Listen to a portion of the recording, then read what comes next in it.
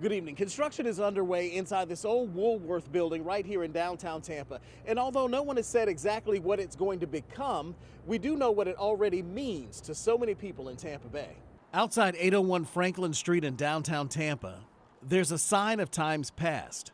On the ground, an old Woolworth marker that reads "Crossing by permission only, permission revocable at will." And 60 years ago, on February 29, 1960, that permission was tested.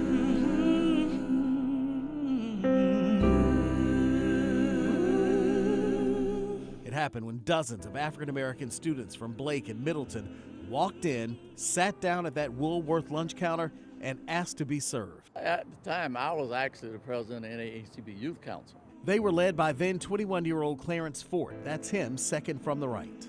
Were you afraid? I was, in a sense, but I was just hoping and saying that, listen, you just got to take a chance and do what you have to do. So sometimes that happen like that, you don't worry about it. Today, a small group gathered at the former Five and Dime to remember and reflect. In the backdrop, a moving billboard that bears images of their courageous efforts. We just wanted to make sure that the story is still being told because it's a very, very important part of our history. Nobody's free until all of us are free. Former state legislator Arthenia Joyner was among those who sat down to stand up. She was 17 at the time. That's her in the foreground of this photo.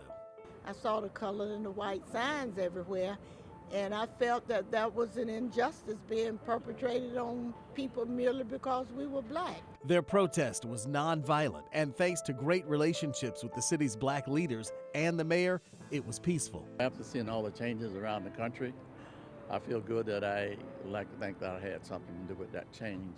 And that moving billboard drove around downtown Tampa for a couple of hours today just to remind people of the history that took place here. In downtown, Rod Carter, 8 on your side.